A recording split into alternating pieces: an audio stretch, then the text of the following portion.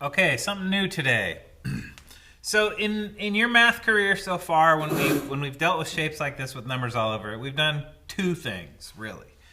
We've found the perimeter around a thing, which would be the line around a shape. So if we choose this face, it would be the line around this. That would be the perimeter. Then we found the area of this face. That would be how many squares are inside this face. Now that we're looking at three-dimensional things, we can also find a different kind of area. And if we look at the instructions here, it actually talks about it. It says, draw a two-dimensional representation of the prism. So a prism is a three-dimensional shape. Then find the area of the entire surface of the perimeter. Well, I'm sorry, of the prism. So in our math, in math so far, we have found the perimeter, and that's the line around the shape.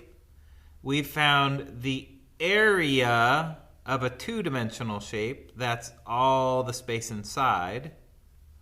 And now we're going to find, of a three-dimensional thing, we're going to find something called the surface area. Hold on a second. We're going to find the surface area.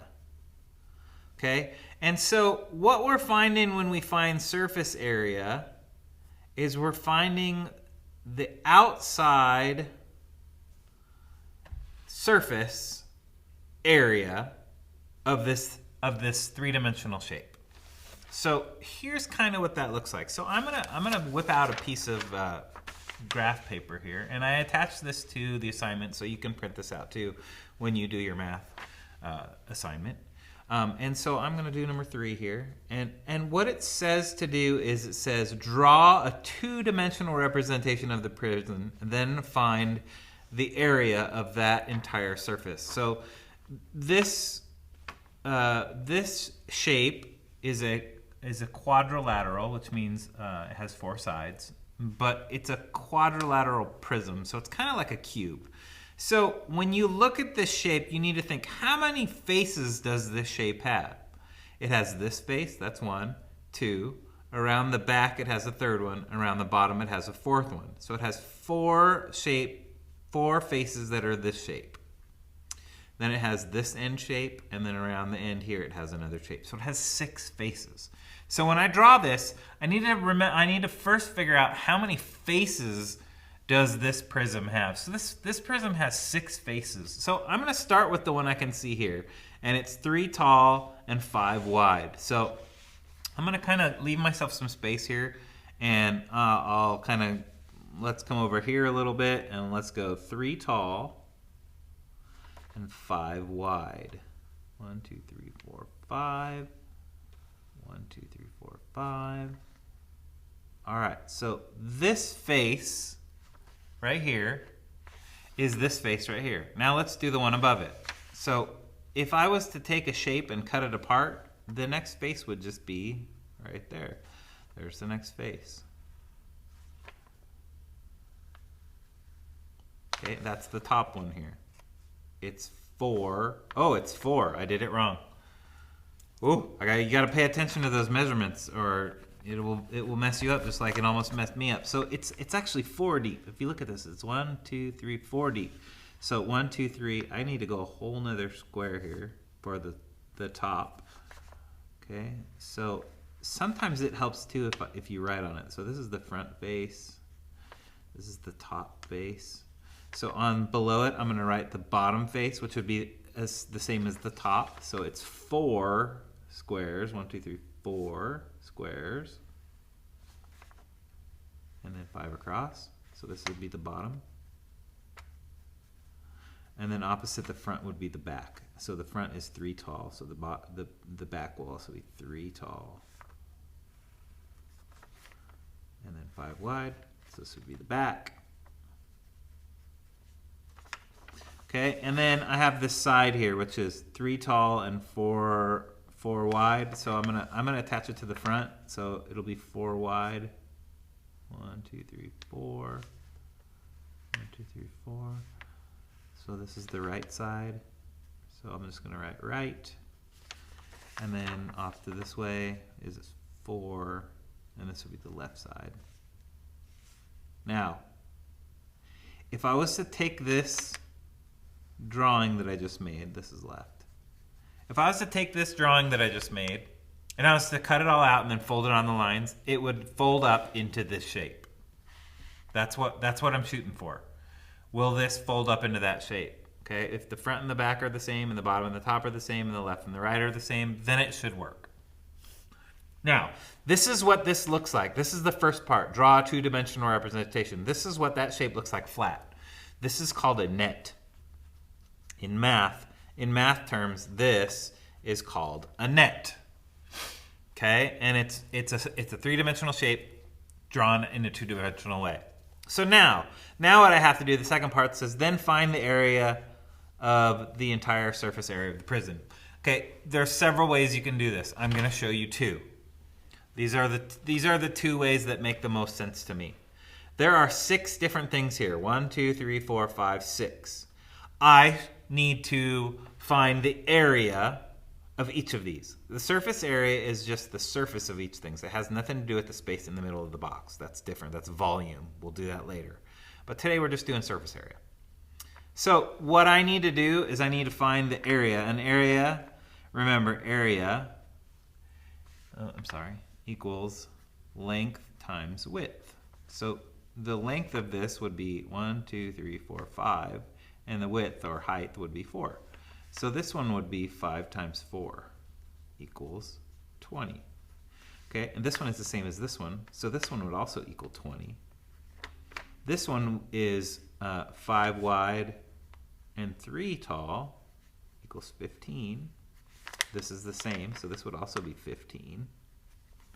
Okay, and this one is 4 times 3 equals 12. And this is the same, which is 12. So I have 6 things here. I need to add them all up. So I'm going to put 20 plus 20. I'm going to do 15 plus 15. And I'm going to do 12 plus 12. And when I add all of those up, I will end up with the surface area of this shape. Okay, so I got 5, 10, 14, 2, 4, 5, 6, 7, 8, 9, 94. So this right here is the surface area of this shape. It doesn't give a measurement, it doesn't have centimeters or inches or whatever, so it just has numbers. So 94 is a totally acceptable answer. Okay? I'll do one more with you, number 4.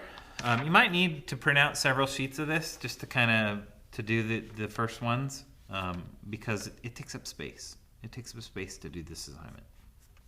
Okay, so let's look at this. We have a front here and there's a back, that's 2.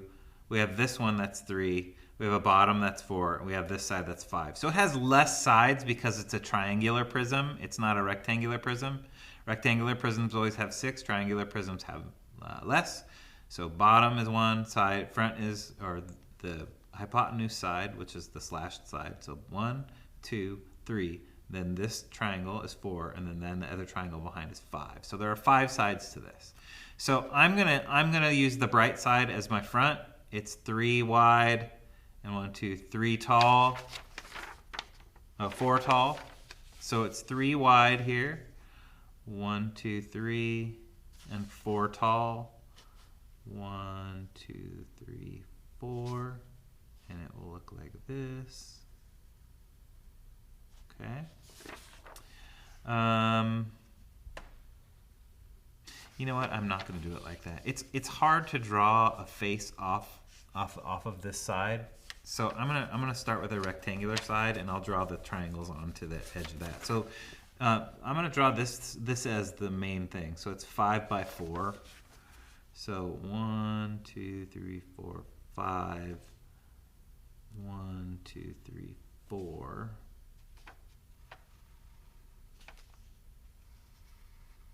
Okay, so I drew this one. I'm going to draw these triangles coming off the edge, which are 3 and 4. So here's 3, here's 3, and then it goes like this, and then it goes like this, Oops, that wasn't a very good line.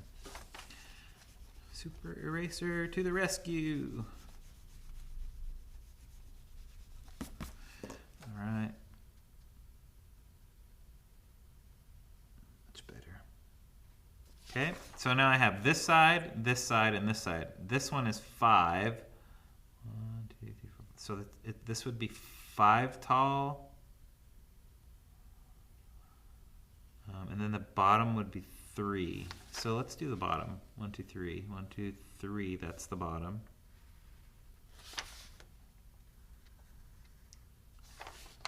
And this was 4, so this is going to be 5. 1, 2, 3, 4, 5. 1, 2, 3, 4, 5. All right. So now when I fold this all together, it will look like this. I'll fold these little guys down, I'll fold this as the bottom, and this will be that front slash part right here.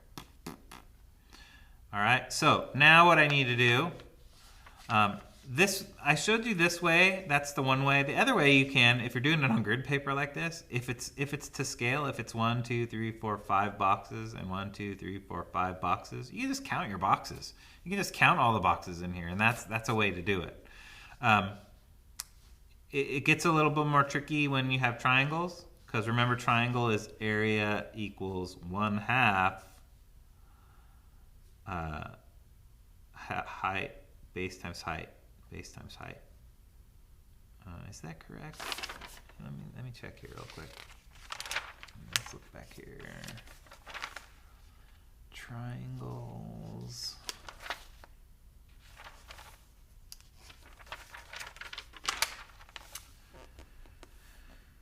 Triangles, I think it's 1/2 base times height times 1/2, or 1/2 base times height. Base 88 units. Activity 3. I think it is. It is. It's base times. It's 1/2 base times height. I'm fairly certain.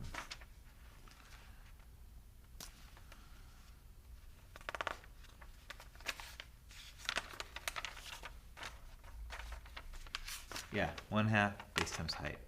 So yeah, triangles are 1/2 base times height. So when you have this guy going on, these are length times width. So this would be 5 times 5. This would be 5 times 4. This would be 5 times 3. And then these wings would be this. They're the same, so you only have to do it once. These would be 1/2. 3 times 4. So you do the 3 times 4 first, and then you divide it by half. So 5 times 5 is 25. That's this one. 5 times 4 is 20. 5 times 3 is 15. And then this would be 3 times 4 is 12, and then half of 12. So half times 12. Now remember the way we've been doing